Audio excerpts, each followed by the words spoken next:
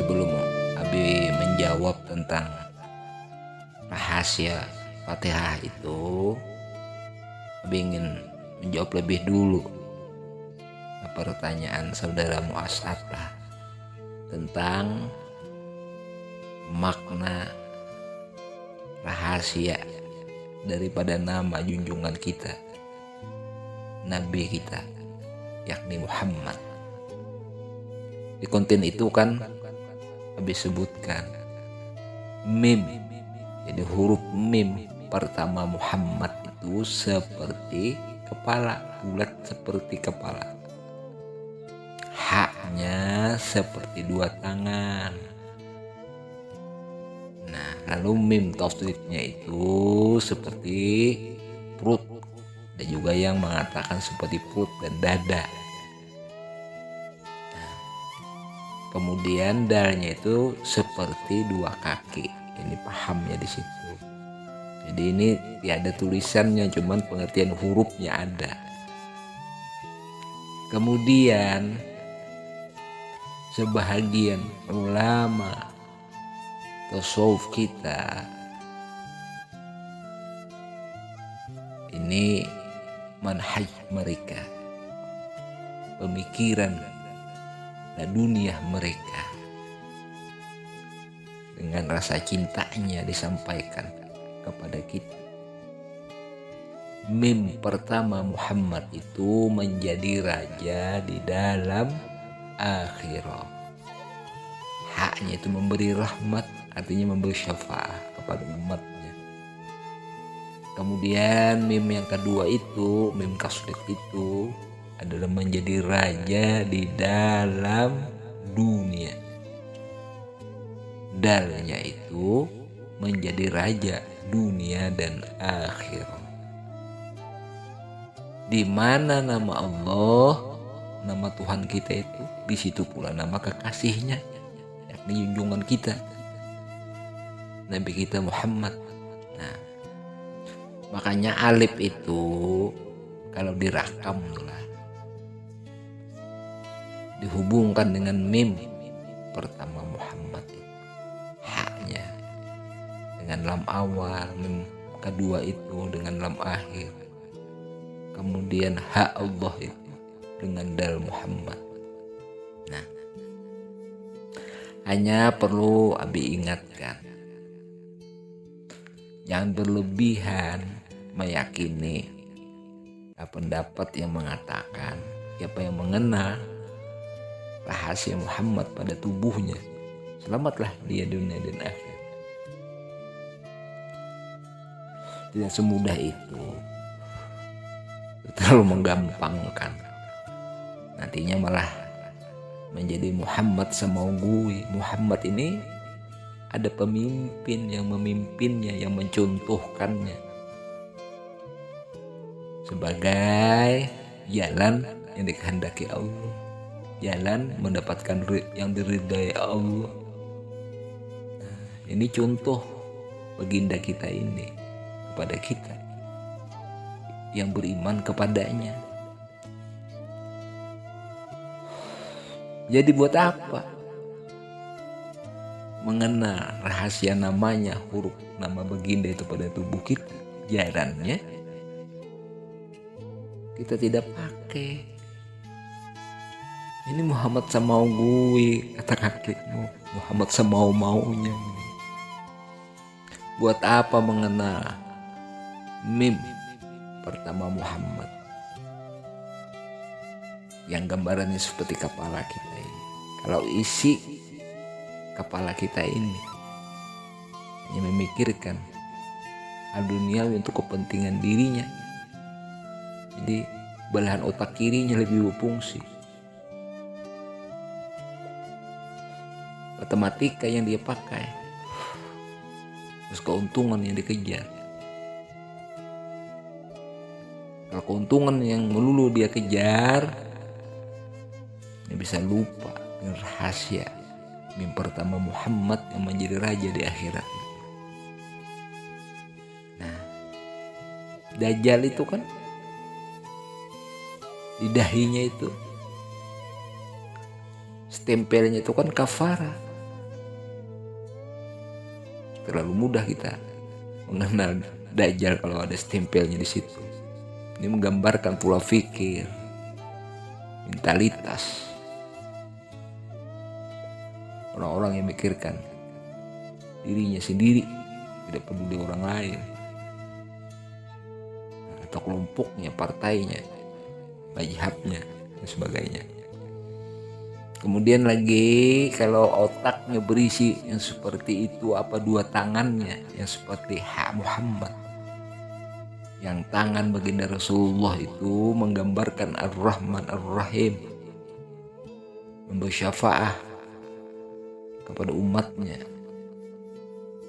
Apa dua tangan kita ini dengan akal pikiran yang Ad-Dajjal itu bisa memberi rahmat, memberi kebaikan?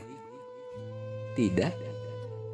Paling-paling ya dirinya, keluarganya dan kelompoknya, tidak peduli penderitaan orang lain.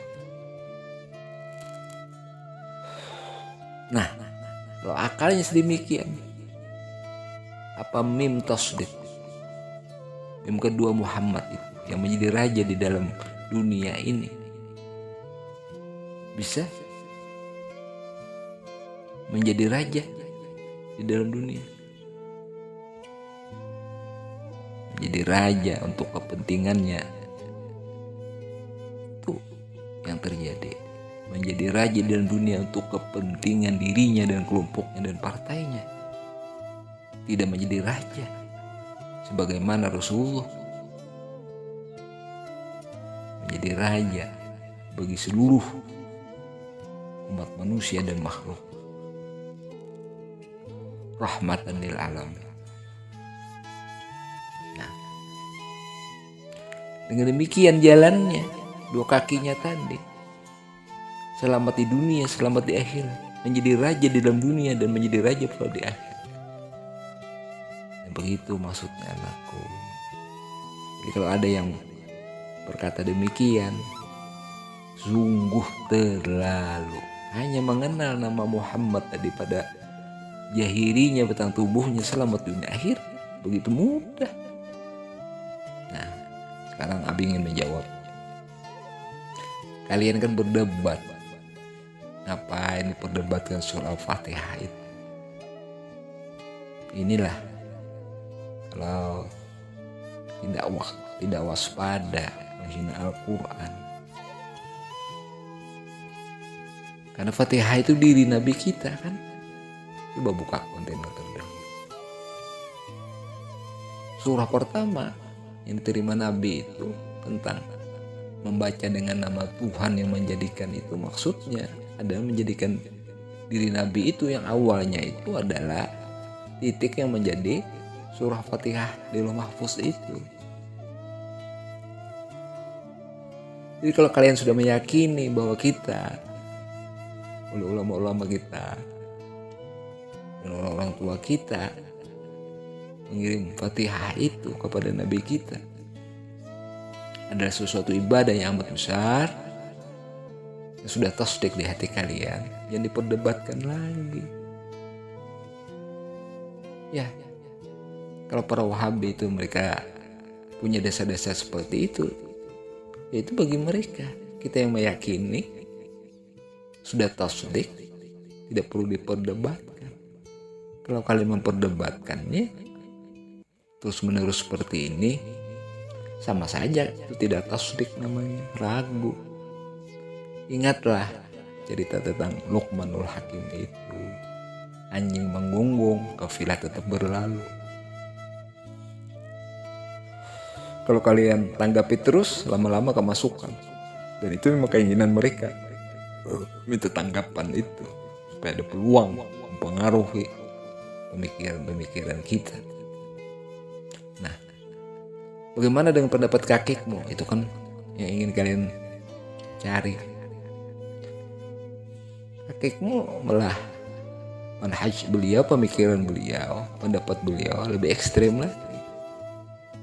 Segala sesuatu amaliyah kata beliau, maulid adeba, maulid syamtud durar dan lain sebagainya, tahlil dan sebagainya, ila hadzin Nabi Mustafa Rasulillah sallallahu alaihi wasallam. Al-Fatihah. Itu kata beliau, tidak mengirim lagi. Itu menyatakan hadir Nabi kita. Nah, makanya kita sebenar berdialog dengan Rasulullah. Sholat itu bersama Rasulullah, sang imam kita. Itu gambarannya. Kita sholat itu hadir Nabi kita. Nah, ya Abi, berharaplah kalian, cukuplah yang terlalu berdebat lah, yang menanggapi ala kadarnya sajalah, apapun alasannya membela diri, itu politik mereka. Nah, dengan mereka kita ikuti keinginan mereka berdebat, mereka akan mencari perhatian. Orang yang paling cerdas itu Nabi kita Muhammad. Totonah. Tidak ada kan gelar ulama di dunia ini. Totonah. Palingnya ulama ir-rasyidin, ulama il-amilin. Totonah itu menggambarkan bahwa Nabi kita itu ma'rifatullah. Tidak ada yang lebih cerdas kecuali orang yang ma'rifatullah. Kita menuntut ilmu dari buayan sampai ke liang lahat. Artinya kita tidak pernah mendapatkan kata pandai itu. Ya, kalianlah yang pandai menyudahinya. Nah, habis sih heran saja. Terima kasih anakku. Mudah-mudahan ini memberi faedah.